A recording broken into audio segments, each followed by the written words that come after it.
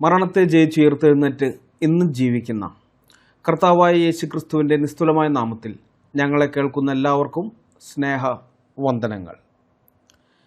സംഘപരിവാറിൻ്റെ കമൻറ്റ് തൊഴിലാളികൾ ഞങ്ങളുടെ വീഡിയോകളുടെ കീഴിലെല്ലാം വന്ന് ശാഖയിൽ നിന്ന് കിട്ടുന്ന ക്യാപ്സൂളുകൾ ഒട്ടിച്ചു വയ്ക്കുന്നത് സ്ഥിരം പരിപാടിയാണ്. അങ്ങനെയുള്ള സംഘപരിവാറിൻ്റെ ഒരു കമൻറ്റ് തൊഴിലാളിയായ മനോജ എം എന്ന വ്യക്തി ഒട്ടിച്ച ഒരു കമൻ്റാണ് നിങ്ങളീ കാണുന്നത്. ഭാരതം എത്ര വികസിതമായിരുന്നു എന്നറിയാൻ ആയിരക്കണക്കിന് വർഷങ്ങൾ പഴക്കമുള്ള ഇവിടുത്തെ പടുകൂറ്റൻ ക്ഷേത്രങ്ങൾ നോക്കിയാൽ മാത്രം മതി എന്നാണ് ആ പൊട്ടൻ സംഘി പറയുന്നത്. ബുദ്ധിയും ബോധവും ഏഴയലത്തുകൂടി പോയിട്ടില്ലാത്ത എല്ലാ സംഘികളും ഈയൊരു കാര്യം പറയുന്നത് ഞാൻ പലവട്ടം കണ്ടിട്ടുണ്ട്. അധികവും ഫേസ്ബുക്കിലാണ് കണ്ടിരിക്കുന്നത്. ഈ മണ്ടത്തരത്തെ ഒന്ന് അഡ്രസ്സ് ചെയ്യേണ്ടതുണ്ട് എന്നതിനാലാണ് ഈ വീഡിയോ ഞാൻ ചെയ്യുന്നത്. ഈ മറുപടി പലരുടെയും കുരുപൊട്ടിക്കാൻ സാധ്യതയുണ്ട് എന്നെനിക്കറിയാം. എങ്കിലും പറയാതെ നിർവാഹമില്ല. സത്യം പറയുമ്പോൾ വികാരം വ്രണപ്പെട്ടിട്ട് കാര്യമില്ല. ചരിത്ര വസ്തുതകളെ നമ്മൾ യുക്തിഭദ്രമായി വിലയിരുത്തണം. അവിടെ വൈകാരികതയ്ക്ക് യാതൊരു സ്ഥാനവുമില്ല എന്ന് ഈ കുരുപൊട്ടുന്നവർ ഓർത്തിരിക്കുന്നത് നല്ലതാണ്. ഇവരുടെ ഈ വാദത്തിൻ്റെ പൊള്ളത്തരം മനസ്സിലാക്കാൻ നമ്മൾ 5 ചോദ്യങ്ങൾക്കുള്ള ഉത്തരം തേടേണ്ടതുണ്ട്. ഓരോ ചോദ്യത്തിനുമുള്ള ഉത്തരം ലഭിക്കുന്നതനുസരിച്ച് ചാണകസംഖ്യകളുടെ ഈ വാദത്തിൻ്റെ അപഹാസ്യത നമുക്ക് കൃത്യമായി ബോധ്യപ്പെടും. ഒന്നാമത്തെ ചോദ്യം, വലിയ വലിയ നിർമ്മിതികൾ വികസനത്തിൻ്റെ അളവുകോലാകുമോ എന്നതാണ്. വികസനം എന്ന വാക്ക് പലപ്പോഴും കാഴ്ച വസ്തുക്കളുമായി ബന്ധിപ്പിക്കുന്നതിലൂടെ ആളുകൾ തെറ്റിദ്ധരിക്കപ്പെടുന്ന ഒന്നാണ്. വമ്പൻ കെട്ടിടങ്ങൾ, ആകാശത്തെ വെല്ലുവിളിക്കുന്ന സ്മാരകങ്ങൾ, നൂറ്റാണ്ടുകൾ നിലനിൽക്കുന്ന ശിലാസൃഷ്ടികൾ ഇവയെല്ലാം വികസനത്തിൻ്റെ അടയാളങ്ങളാണ് എന്നാണ് പൊതുവെ കരുതപ്പെടുന്നത്. എന്നാൽ വികസനം എന്നത് സാധാരണക്കാരൻ്റെ ജീവിത നിലവാരത്തിൽ ഉണ്ടാകുന്ന സാമൂഹികവും സാമ്പത്തികവുമായ മുന്നേറ്റമാണ്. അല്ലാതെ ഭരണാധികാരികളുടെ പൊങ്ങച്ചം കല്ലിൽ കൊത്തിവെച്ചതല്ല. പഴയകാലത്തെ വലിയ കെട്ടിടങ്ങളും സ്മാരകങ്ങളും ഒരു രാജ്യത്തിൻ്റെ വികസനത്തെ അല്ല സൂചിപ്പിക്കുന്നത് എന്ന കാര്യം സംഖ്യകൾക്കറിഞ്ഞുകൂടാ. അവിടുത്തെ ഭരണകൂടത്തിന് സാധാരണ ജനങ്ങളുടെ മേലുണ്ടായിരുന്ന അമിതാധികാരത്തെയും സമ്പത്തിൻ്റെ കേന്ദ്രീകരണത്തെയുമാണ് യഥാർത്ഥത്തിൽ അത് സൂചിപ്പിക്കുന്നത്. ലോകചരിത്രം പരിശോധിച്ചാൽ ഏറ്റവും വലിയ നിർമ്മിതികൾ പലതും ഉണ്ടായിട്ടുള്ളത് ഏകാധിപത്യ ഭരണകൂടങ്ങൾക്ക് കീഴിലാണ് എന്ന് കാണാം. ഉദാഹരണത്തിന് നമുക്ക് ഈജിപ്തിലെ പിരമിഡുകൾ തന്നെ എടുക്കാം. സംഖ്യകളുടെ ലോജിക്ക് വെച്ച് നോക്കിയാൽ ഫറവോമാരുടെ ഈജിപ്ത് പുരാതന ലോകത്തെ ഏറ്റവും വികസിത രാഷ്ട്രമായിരുന്നു എന്ന് കരുതേണ്ടി വരും. 1000 ആണ്ടുകൾക്കിപ്പുറവും തല ഉയർത്തി നിൽക്കുന്ന പിരമിഡുകൾ സാങ്കേതിക വിദ്യയുടെയും മനുഷ്യ പ്രയത്നത്തിൻ്റെയും വിസ്മയങ്ങളാണ്. എന്നാൽ അവ പടുത്തുയർത്തിയത് അടിമകളുടെ ചോരയിലും കണ്ണീരിലും പട്ടിണിയിലുമായിരുന്നു. ഫറവോമാർക്ക് വേണ്ടി പാവപ്പെട്ട അടിമകൾ മരുഭൂമിയിൽ കല്ല് ചുമന്ന് മരിച്ചു വീണുണ്ടാക്കിയ ആ നിർമ്മിതികളെ നോക്കി പ്രാചീന ഈജിപ്തിലെ ജനങ്ങൾ അതീവ സന്തുഷ്ടരും സമ്പന്നരുമായിരുന്നു എന്ന് സുബോധമുള്ള ആരെങ്കിലും പറയുമോ? ആരെങ്കിലും പറയുമോ? ഒരിക്കലുമില്ല, ഒരിക്കലും പറയുകയില്ല. പ്രാചീന ഈജിപ്ഷ്യൻ ഭരണാധികാരികളുടെ മരണാനന്തര പ്രതാപത്തിനു വേണ്ടി ജീവനുള്ള മനുഷ്യരെ ചവിട്ടിമെതിച്ചിരുന്ന ഒരവസ്ഥയെ അല്ലെങ്കിൽ ഒരു സാമൂഹിക സംവിധാനത്തെ എങ്ങനെയാണ് വികസനം എന്ന് വിളിക്കുക? ഇതേ അളവുകോൽ ഇന്ത്യയിലും ബാധകമാണ്. ഉദാഹരണത്തിന് നമുക്ക് താജ്മഹൽ എടുക്കാം. ലോകാത്ഭുതങ്ങളിൽ ഒന്നായി മാറിയ ഈ ശിലാസൃഷ്ടി ഷാജഹാന്റെ സ്നേഹത്തിൻ്റെ പ്രതീകമെന്ന് പറയപ്പെടുന്നു. എന്നാൽ ആ സ്നേഹം പണിതുയർത്തിയത് ലക്ഷക്കണക്കിന് തൊഴിലാളികളുടെ അധ്വാനത്തിലും വേദനയിലുമാണ്. താജ്മഹൽ ഇന്ത്യയുടെ അഭിമാനമാണെന്ന് പറയുമ്പോഴും അത് ഷാജഹാൻ എന്ന ചക്രവർത്തിയുടെ പ്രണയത്തിനും അധികാരത്തിനും വേണ്ടിയുള്ള ധൂർത്തായിരുന്നു എന്ന വിമർശനം ഇതേ സംഖ്യകൾ തന്നെ ഉന്നയിക്കാറുണ്ട്. ആ വിമർശനത്തിൽ കഴമ്പുണ്ട് കേട്ടോ, വസ്തുതയുണ്ട്. ഈ കാര്യം സംഖ്യകൾ പറഞ്ഞാലും അംഗീകരിക്കണമല്ലോ. താജ്മഹൽ നിർമ്മിക്കപ്പെട്ട കാലത്തെ സാധാരണ ജനതയുടെ ദാരിദ്ര്യവും അത് പണിയാൻ വേണ്ടിയുള്ള കനത്ത നികുതിഭാരവും നാം വിസ്മരിച്ചുകൂടാ.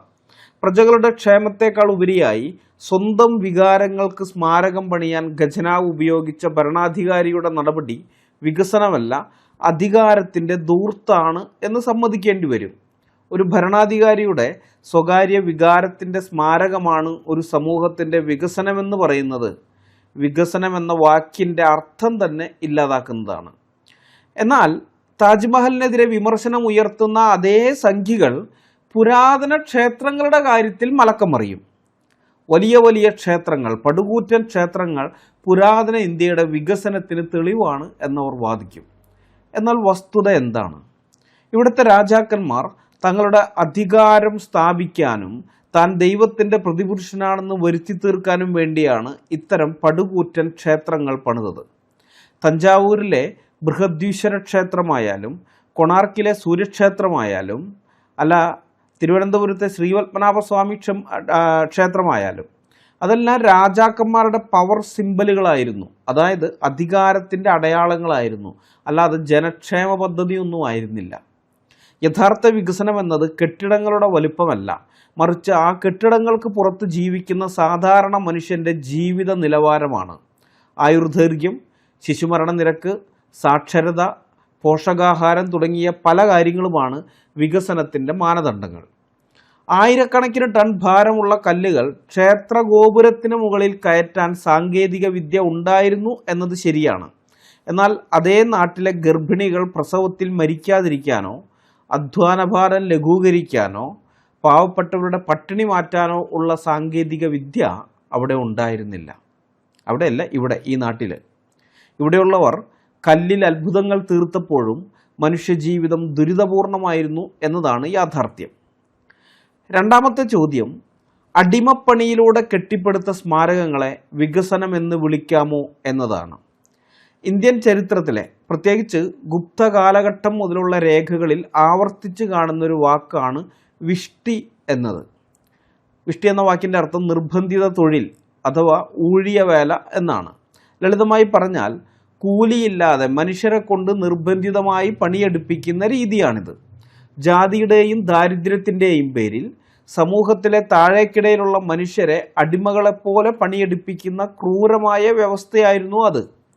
രാജാവിനോ ജന്മിക്കോ ക്ഷേത്രത്തിനോ വേണ്ടി പ്രതിഫലമില്ലാതെ പണിയെടുക്കാൻ ഗ്രാമവാസികൾ നിർബന്ധിതരായിരുന്നു. വമ്പൻ ക്ഷേത്രങ്ങളുടെ നിർമ്മാണം നടക്കുമ്പോൾ കൃഷിപ്പണിയൊക്കെ മാറ്റിവെച്ച് കർഷകർ കല്ല് ചുമക്കാനും പണി ചെയ്യാനും പോകണമായിരുന്നു. ഇതിനവർക്ക് കൂലി ലഭിച്ചിരുന്നില്ല എന്ന് മാത്രമല്ല, പലപ്പോഴും സ്വന്തം കൃഷി നശിക്കുകയും അവർ പട്ടിണിയിലാവുകയും ചെയ്തിരുന്നു. ഇതിനെ ഭക്തിയുടെ പേരിൽ ന്യായീകരിക്കുന്നത് ചരിത്രത്തോടുള്ള വഞ്ചനയാണ്. ഇത് സ്വമേധയാ ഉള്ള സേവനമായിരുന്നില്ല, അതായത് ഒരു വളണ്ടറി സർവീസ് ആയിരുന്നില്ല. മറിച്ച് ഭരണകൂടത്തിൻ്റെ ചാട്ടവാറടിയും കാരാഗൃഹവാസവും ഭയന്ന് അവർ നടത്തിയ നിർബന്ധിത സേവനമായിരുന്നു. ക്ഷേത്ര നിർമ്മാണത്തിനായി ആയിരക്കണക്കിന് മനുഷ്യരുടെ അധ്വാന ശക്തി സൗജന്യമായി ചൂഷണം ചെയ്യപ്പെട്ടിട്ടുണ്ട്. ഈ ചൂഷണമാണ് നമ്മൾ ഇന്ന് കാണുന്ന വലിയ ഗോപുരങ്ങളായും ശില്പങ്ങളായും മാറിയിരിക്കുന്നത്. ആ കല്ലുകൾക്കിടയിൽ ചേർത്ത് വച്ചിരിക്കുന്നത് കുമ്മായം മാത്രമല്ല, കൂലി നിഷേധിക്കപ്പെട്ട ലക്ഷക്കണക്കിന് മനുഷ്യരുടെ ചോരയും വിയർപ്പും കണ്ണീരും കൂടിയാണ്. യഥാർത്ഥ വികസനം അളക്കേണ്ടത് വലിയ കെട്ടിടങ്ങളിലല്ല, മറിച്ച് മനുഷ്യൻ്റെ തൊഴിൽ സ്വാതന്ത്ര്യത്തിലാണ്. താൻ ചെയ്യുന്ന ജോലിക്ക് കൃത്യമായ കൂലി ലഭിക്കാനും താല്പര്യമില്ലാത്ത ജോലി നിരസിക്കാനുമുള്ള അവകാശം മനുഷ്യനുണ്ടാകണം. ഇതില്ലാത്ത സമൂഹം എത്ര വലിയ കെട്ടിടം പണിതാലും അത് വികസനമാകില്ല സംഘി. അവിടെ നടക്കുന്നത് മനുഷ്യശേഷിയുടെ വളർച്ചയല്ല, മറിച്ച് ചൂഷണമാണ് എന്നുള്ള കാര്യം സംഘികൾക്ക് മനസ്സിലാവുകയില്ല. ഈ ക്ഷേത്രങ്ങളുടെ ഭംഗിയും ശില്പവേലകളും കണ്ട് നാം അത്ഭുതപ്പെടാറുണ്ട്. എന്നാൽ ആ കല്ലുകൾക്ക് പിന്നിൽ പാവപ്പെട്ട മനുഷ്യരുടെ ചോരയും വിയർപ്പും കണ്ണുനീരും ഉണ്ടെന്നുള്ള കാര്യം നാം പലപ്പോഴും ഓർക്കാറില്ല. ഓരോ കല്ലും ഉയർന്നത് മനുഷ്യ ജീവിതങ്ങളെ ചവിട്ടി താഴ്ത്തിക്കൊണ്ടാണ്. മനുഷ്യൻ്റെ ജീവിതം മെച്ചപ്പെടുത്തുന്നതാണ് വികസനമെങ്കിൽ ഊഴിയ വേലയിലൂടെ പണിത കെട്ടിടങ്ങളെ വികസനമായി കാണാൻ കഴിയില്ല. ഒരു സമ്പദ് വ്യവസ്ഥയെ സംബന്ധിച്ചിടത്തോളം തൊഴിലാളിക്ക് കൂലി കൊടുക്കാത്ത നിർമ്മാണ പ്രവർത്തനങ്ങൾ വികസനമല്ല, മറിച്ച് സാമ്പത്തിക തകർച്ചയാണ് ഉണ്ടാക്കുക. കാരണം തൊഴിലാളിയുടെ കയ്യിൽ പണം കിട്ടിയാലേ അവൻ വിപണിയിൽ നിന്ന് സാധനങ്ങൾ വാങ്ങൂ, എങ്കിലേ സമ്പദ് വ്യവസ്ഥ ചലനാത്മകമാകൂ. എന്നാൽ ക്ഷേത്ര നിർമ്മാണങ്ങളിൽ സംഭവിച്ചത് സമ്പത്തിൻ്റെ ഒഴുക്കല്ല, മറിച്ച് മനുഷ്യശേഷിയുടെ ഏകപക്ഷീയമായ ചൂഷണമാണ്. അതുകൊണ്ട് ആ വലിയ ക്ഷേത്രങ്ങൾ സമ്പന്നമായ ഒരു സമൂഹത്തെയല്ല, മറിച്ച് അടിമത്തം നിറഞ്ഞ ഒരു തൊഴിൽ വ്യവസ്ഥയെയാണ് സൂചിപ്പിക്കുന്നത്. ചുരുക്കത്തിൽ ഈ കൂറ്റൻ ക്ഷേത്രങ്ങളെല്ലാം വലിയ ചരിത്ര സ്മാരകങ്ങളോ കലാസൃഷ്ടികളോ ഒക്കെ ആകാം. പക്ഷേ ഇവ നിർമ്മിക്കപ്പെട്ട സാഹചര്യം അങ്ങേയറ്റം പ്രാകൃതമായിരുന്നു. അടിമത്തത്തിൽ നിന്നും ചൂഷണത്തിൽ നിന്നും ഉണ്ടാക്കിയെടുത്ത ഒന്നിനെയും മഹത്വം എന്ന് വിളിക്കാനാവില്ല. അത് അടിച്ചമർത്തലിൻ്റെ തെളിവുകൾ മാത്രമാണ് എന്ന് സംഘികൾ ഇനിയെങ്കിലും മനസ്സിലാക്കാൻ തയ്യാറാകണം. മൂന്നാമത്തെ ചോദ്യം, പണിതവന് പ്രവേശനമില്ലാത്ത ക്ഷേത്രങ്ങൾ ആർക്കു വേണ്ടിയാണ് നിർമ്മിച്ചത് എന്നുള്ളതാണ്. വികസനം ആർക്കു വേണ്ടി എന്ന ചോദ്യമാണ് ഏറ്റവും പ്രധാനം. വലിയ ക്ഷേത്രങ്ങളും കൊട്ടാരങ്ങളും പണിതുയർത്തിയത് ആർക്കുപയോഗിക്കാനാണ്? ലോക ചരിത്രത്തിലെ തന്നെ ഏറ്റവും വലിയ വൈരുദ്ധ്യവും ക്രൂരതയും ആർഷഭാരതത്തിലാണ് നമുക്ക് കാണാൻ കഴിയുക. സ്വന്തം കൈകൊണ്ടൊരു ക്ഷേത്രം പണിതുയർത്തിയ തൊഴിലാളിക്ക് പണി പൂർത്തിയായാൽ അതിനകത്തേക്ക് പ്രവേശിക്കാൻ അനുവാദമുണ്ടായിരുന്നില്ല. തഞ്ചാവൂർ ക്ഷേത്രം പണിയുമ്പോൾ അതിൻ്റെ ഉന്നതമായ ഗോപുരത്തിന് മുകളിൽ കല്ല് വെച്ചതും അതിലെ അതിമനോഹരമായ ശില്പങ്ങൾ കൊത്തിയതും വിശ്വകർമ്മജരോ അല്ലെങ്കിൽ അതുപോലെയുള്ള ആ ജാതികളിൽ പെടുന്ന ആളുകളാണ്, ശില്പികളാണ്. എന്നാൽ പണി പൂർത്തിയായി പ്രതിഷ്ഠ കഴിഞ്ഞാൽ പിന്നെ ആ ശില്പികൾക്ക് ആ ക്ഷേത്രത്തിൻ്റെ മതിൽക്കെട്ടിനകത്തേക്ക് പ്രവേശനം ഉണ്ടായിരുന്നില്ല. ശില്പികളെയും തൊഴിലാളികളെയും അശുദ്ധരെന്ന് മുദ്രകുത്തി ക്ഷേത്രങ്ങൾക്ക് പുറത്തു നിർത്തി. ആധുനിക കാലത്ത് ഒരു കെട്ടിടം പണിയുന്ന തൊഴിലാളിക്ക് അത് ഉദ്ഘാടനം ചെയ്ത ശേഷം ആ കെട്ടിടത്തിനകത്ത് കയറാൻ വിലക്കില്ല. എന്നാൽ ആർഷഭാരതത്തിൽ കല്ലിനെ ദൈവമാക്കുന്ന ശില്പി പണി കഴിയുമ്പോൾ അയിത്തക്കാരനായി മാറുന്നു. അവൻ്റെ നിഴൽ പോലും ക്ഷേത്രത്തിൽ വീഴാൻ പാടില്ലായിരുന്നു. തൊഴിൽ ചെയ്യുന്നവനെ ആദരിക്കുക എന്ന മൗലികമായ തത്വം ഇവിടെ ലംഘിക്കപ്പെടുകയാണ്. താൻ കൊത്തിയുണ്ടാക്കിയ ആ ദൈവത്തെ ദർശിക്കാനോ ആ ക്ഷേത്രമുറ്റത്ത് നിൽക്കാനോ സ്വന്തം സൃഷ്ടിയുടെ ഭംഗി കണ്ട് ആസ്വദിക്കാനോ പോലും അനുവാദമില്ലാത്ത അവസ്ഥയെ വികസനമെന്നല്ല അനീതി എന്നാണ് വിളിക്കേണ്ടത്. യഥാർത്ഥ വികസനം എന്നത് എല്ലാവരെയും ചേർത്ത് പിടിക്കലാണ്. പണിയെടുക്കുന്നവന് കൂടി അതിൻ്റെ ഗുണം ലഭിക്കുമ്പോഴേ അത് പുരോഗതിയാകൂ. എന്നാൽ ഇവിടെ സംഭവിച്ചത് മറിച്ചാണ്. സാധാരണക്കാരുടെ അധ്വാനം ഊറ്റിയെടുത്ത് അതിൻ്റെ ഗുണം ഉന്നത കുലജാതർ മാത്രം അനുഭവിച്ചു. അതുകൊണ്ട് പണിതവന് കയറാൻ പറ്റാത്തൊരു കെട്ടിടം വികസനത്തിൻ്റെ അടയാളമല്ല, അത് അവകാശ നിഷേധത്തിൻ്റെ സ്മാരകമാണ്. വികസനം അളക്കേണ്ടത് കെട്ടിടത്തിൻ്റെ ഉയരം നോക്കിയല്ല, മനുഷ്യന് ലഭിക്കുന്ന നീതി നോക്കിയായിരിക്കണം. ഈ ക്ഷേത്രങ്ങൾ യഥാർത്ഥത്തിൽ സാമൂഹികമായ വിഭജനത്തിൻ്റെ കോട്ടകളായിരുന്നു. ബ്രാഹ്മണർക്കും രാജകുടുംബാംഗങ്ങൾക്കും മാത്രം പ്രവേശനമുണ്ടായിരുന്ന, ബാക്കിയുള്ളവരെ പുറത്തു നിർത്തിയിരുന്ന ഇടങ്ങൾ.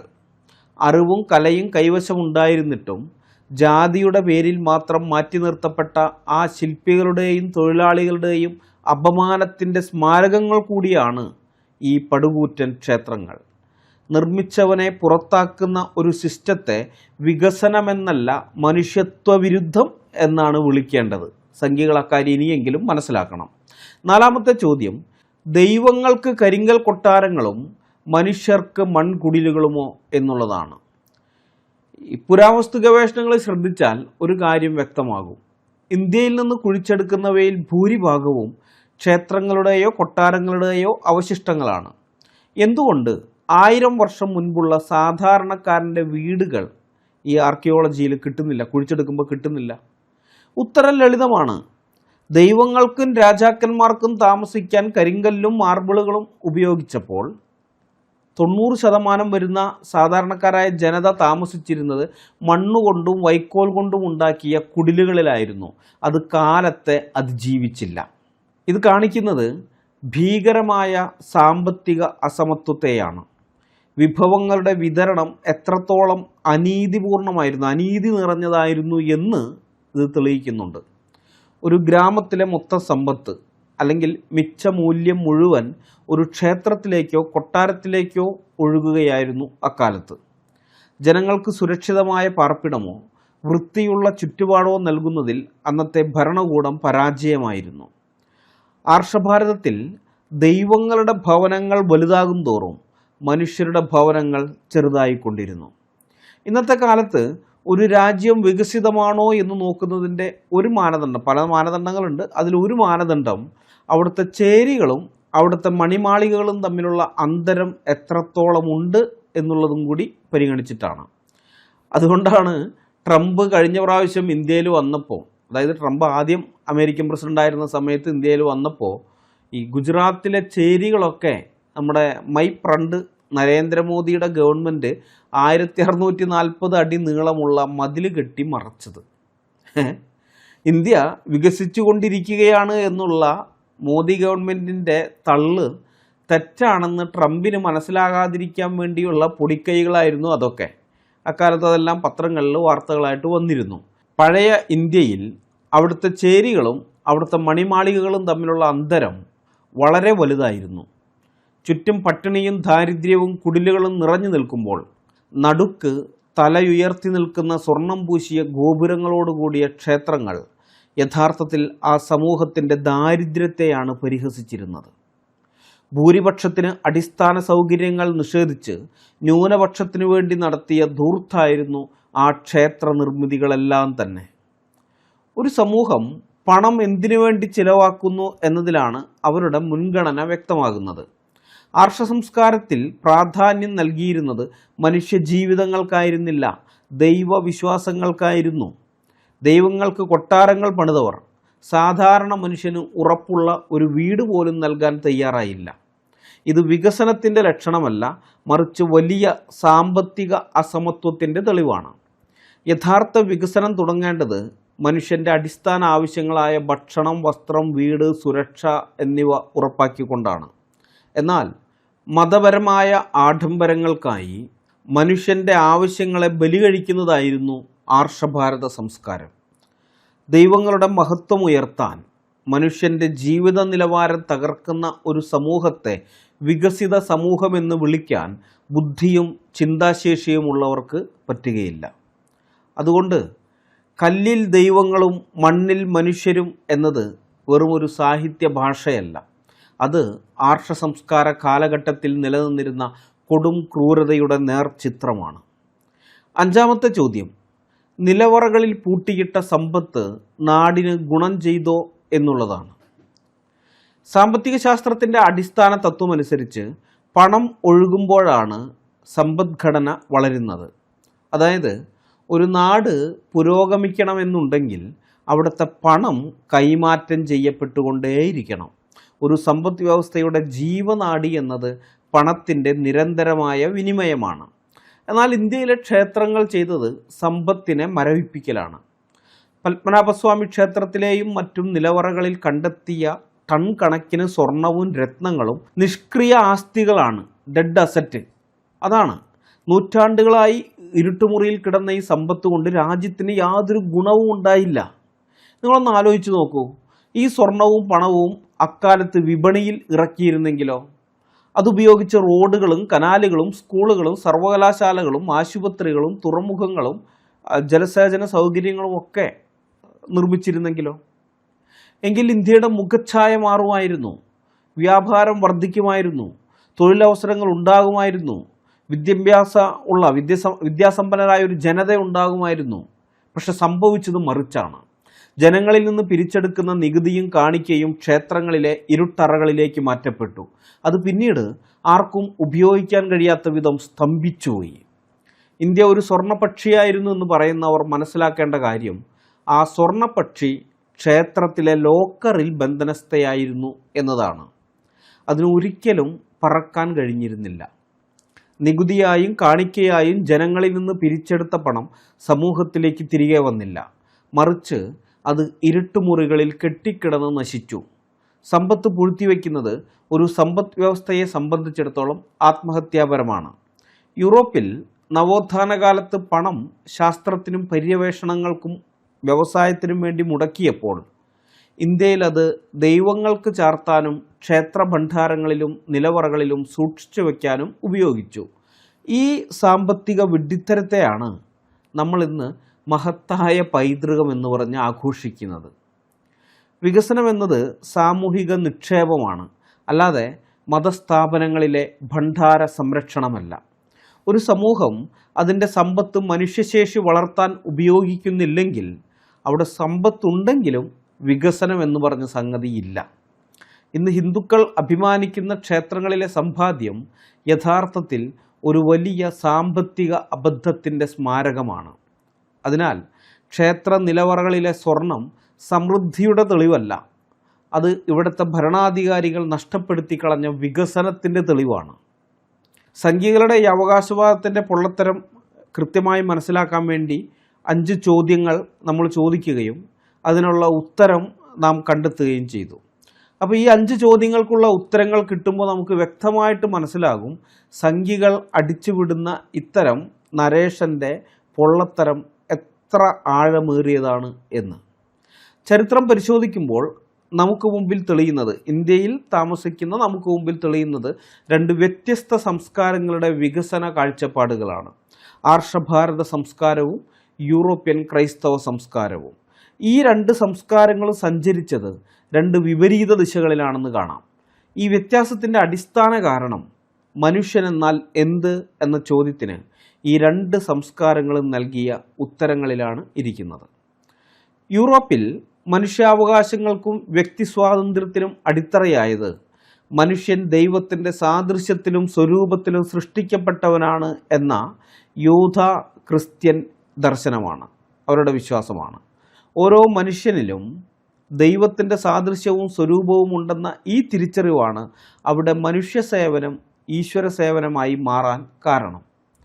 ദൈവത്തിൻ്റെ ഛായയുള്ള മനുഷ്യൻ്റെ വളർച്ചയ്ക്കായി സമ്പത്ത് വിനിയോഗിക്കണമെന്ന ചിന്തയിൽ നിന്നാണ് അവിടെ പള്ളികൾക്കൊപ്പം പള്ളിക്കൂടങ്ങളും സർവകലാശാലകളും ആശുപത്രികളും അനാഥാലയങ്ങളും ഒക്കെ ഉയർന്നു വന്നത്.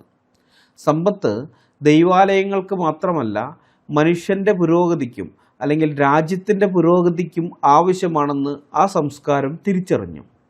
യൂറോപ്പിലെ ക്രൈസ്തവ മൂല്യങ്ങൾ കാലക്രമേണ മനുഷ്യ സേവനത്തിനും വിദ്യാഭ്യാസത്തിനും പ്രാധാന്യം നൽകുന്ന ഒരു സാമൂഹിക ക്രമത്തിലേക്ക് വഴിമാറുകയുണ്ടായി. അവിടെ സമ്പത്ത് ജനങ്ങളുടെ ജീവിത നിലവാരം ഉയർത്താനുള്ള ഉപാധിയായി തീർന്നു. നേരെ മറിച്ച് ആർഷ സംസ്കാരം മനുഷ്യനെ കണ്ടത് വർണ്ണാശ്രമധർമ്മത്തിൻ്റെ കണ്ണിലൂടെയാണ്. ബ്രഹ്മാവിൻ്റെ മുഖത്തു നിന്ന് ജനിച്ച ബ്രാഹ്മണൻ ഉന്നതനാണെന്നും പാദത്തിൽ നിന്ന് ജനിച്ചവരാണ് ശൂദ്രരെന്നും ശരീരത്തിലെ അഴുക്കുകളിൽ നിന്നുണ്ടായവരാണ്, മാലിന്യങ്ങളിൽ നിന്നുണ്ടായവരാണ് അവർണരെന്നുമുള്ള അന്ധവിശ്വാസം ഒരു ജനതയെ തന്നെ അടിമകളാക്കി മാറ്റി. മനുഷ്യൻ തുല്യനല്ല എന്ന ഈ ബോധം ശൂദ്രനും അതിനെ താഴെയുള്ളവർക്കും എതിരെ നടന്ന കൊടിയ ചൂഷണങ്ങൾക്ക് അവരുടെ ദൈവികമായ ന്യായീകരണം നൽകി. കർമ്മഫലം എന്നും വിധി എന്നും പറഞ്ഞ് ദാരിദ്ര്യത്തെയും അടിമത്തത്തെയും അത് ന്യായീകരിച്ചു. ക്ഷേത്രങ്ങളുടെ ഗോപുരങ്ങൾ ഉയർന്നപ്പോൾ അതിന് താഴെ ജീവിച്ച മനുഷ്യരുടെ ജീവിത നിലവാരം തകർന്നുപോയി. സമ്പത്ത് മുഴുവൻ ക്ഷേത്രങ്ങളിൽ കുമിഞ്ഞുകൂടിയപ്പോൾ പുറത്ത് മനുഷ്യർ പട്ടിണി കിടന്നു. മനുഷ്യനെ വസുദൈവ കുടുംബകം എന്നൊക്കെ ഇവർ തള്ളിമറിക്കുമ്പോഴും പ്രായോഗിക തലത്തിൽ വർണ്ണാശ്രമധർമ്മത്തിൻ്റെ പേരിൽ ഭൂരിപക്ഷം മനുഷ്യരെയും ചവിട്ടി മെതിക്കുകയാണ് അത് ചെയ്തത്. സമ്പത്ത് ക്ഷേത്രങ്ങളുടെ ഇരുട്ടറകളിൽ പൂട്ടിയിടാനും മനുഷ്യരെ കൊണ്ട് നിർബന്ധിതമായി പണിയെടുപ്പിക്കാനും അറിവ് അല്ലെങ്കിൽ വിജ്ഞാനം വലിയൊരു വിഭാഗത്തിന്, ഭൂരിപക്ഷം വരുന്ന ജനതയ്ക്ക് നിഷേധിക്കാനും ഈ വ്യവസ്ഥിതി കാരണമായി. ദൈവഛായയുള്ള മനുഷ്യനെ ആദരിക്കാൻ യൂറോപ്പ് സമ്പത്ത് ഉപയോഗിച്ചപ്പോൾ അശുദ്ധരായ മനുഷ്യരെ ചവിട്ടിമെതിച്ച് കൽവിഗ്രഹങ്ങളെ ആദരിക്കാനാണ് ഇന്ത്യ സമ്പത്ത് ഉപയോഗിച്ചത്. മനുഷ്യനിൽ ദൈവസ്വരൂപത്തെ ദർശിച്ച ക്രൈസ്തവ സംസ്കാരം വികസനത്തിൻ്റെ പുതിയ മാതൃകകൾ തീർത്തപ്പോൾ മനുഷ്യനിൽ ജാതിയും അശുദ്ധിയും ദർശിച്ച ആർഷഭാരത സംസ്കാരം സമ്പത്ത് നിലവറകളിൽ പൂട്ടിവെച്ചുകൊണ്ട് ജനങ്ങളെ ദാരിദ്ര്യത്തിലേക്ക് തള്ളിവിടുകയാണ് ഉണ്ടായത്. യഥാർത്ഥത്തിൽ യൂറോപ്പ് മനുഷ്യനെ സ്നേഹിച്ചുകൊണ്ട് വികസനം കൊണ്ടുവന്നപ്പോൾ ആർഷഭാരത സംസ്കാരം ഇവിടെയുള്ള മനുഷ്യരുടെ ജീവനെയും ജീവിതങ്ങളെയും ബലി കൊടുത്തുകൊണ്ട് ദൈവങ്ങളെ മഹത്വവൽക്കരിക്കാനാണ് അല്ലെങ്കിൽ ദൈവങ്ങളെ പ്രീണിപ്പിക്കാനാണ് ശ്രമിച്ചത്. യൂറോപ്പ് മനുഷ്യനിലേക്ക് വളർന്നപ്പോൾ ഇന്ത്യ കല്ലുകളിലേക്കും വിഗ്രഹങ്ങളിലേക്കും ചുരുങ്ങിപ്പോയി. മനുഷ്യനെ കേന്ദ്രസ്ഥാനത്ത് പ്രതിഷ്ഠിക്കുന്ന വികസന മാതൃകയും മനുഷ്യനെ ചവിട്ടിത്താഴ്ത്തി ദൈവങ്ങളെ ഉയർത്തുന്ന വികസന മാതൃകയും തമ്മിലുള്ള പോരാട്ടമാണ് ചരിത്രം. നിർഭാഗ്യവശാൽ നമ്മുടെ, അതായത് ഇന്ത്യക്കാരുടെ സുവർണ കാലഘട്ടം എന്ന് നാം വിളിക്കുന്നത് മനുഷ്യൻ ഏറ്റവും കൂടുതൽ തോറ്റുപോയ കാലഘട്ടത്തെയാണ്. കെട്ടിടങ്ങളല്ല, മനുഷ്യനാണ് വലുത് എന്ന തിരിച്ചറിവാണ് യഥാർത്ഥ വികസനത്തിൻ്റെ അടിത്തറ. ആ അടിത്തറയില്ലാത്ത ഏത് സംസ്കാരവും മനുഷ്യത്വ വിരുദ്ധമാണ്. അതുകൊണ്ട് യഥാർത്ഥ വികസനത്തിൻ്റെ മാനദണ്ഡം വളരെ ലളിതമാണ്. ഒരു സമൂഹം മനുഷ്യനെ കാണുന്നത് ദൈവത്തിൻ്റെ പ്രതിരൂപമായിട്ടാണോ അതോ പാദത്തിനടിയിലെ വെറും സേവകനായിട്ടാണോ എന്നത് മാത്രമാണത്. മനുഷ്യൻ്റെ അന്തസ്സ് ഉയർത്തിപ്പിടിക്കുന്നിടത്ത് മാത്രമേ യഥാർത്ഥ വികസനം സാധ്യമാകുകയുള്ളൂ. ശാഖയിൽ നിന്നും മൂത്ത സംഖ്യകൾ കൊടുക്കുന്ന ചാണക ന്യായീകരണ ക്യാപ്സൂളുകൾ ഞങ്ങളുടെ വീഡിയോകളുടെ കമൻറ്റ് ബോക്സിൽ ഛർദ്ദിച്ചു വയ്ക്കുന്ന എല്ലാ ചാണക സംഖ്യകളോടും കൂടിയാണ് പറയുന്നത്. നിങ്ങൾക്ക് തലച്ചോറില്ല എന്ന് നിങ്ങളുടെ യജമാനന്മാർക്കറിയാം, നന്നായിട്ട് തന്നെ അവർക്കതറിയാം.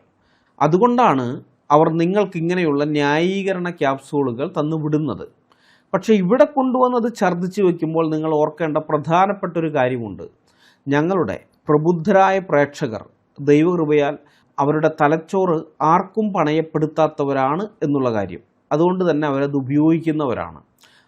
അവരുടെ മുമ്പാകെ നിങ്ങൾ ഇത്തരം വാദങ്ങൾ വയ്ക്കുമ്പോൾ കൂടുതൽ അപമാനിതരായി നിങ്ങൾ മാറുമെന്നല്ലാതെ പ്രത്യേകിച്ച് ഗുണമൊന്നും നിങ്ങൾക്ക് കിട്ടാൻ പോകുന്നില്ല.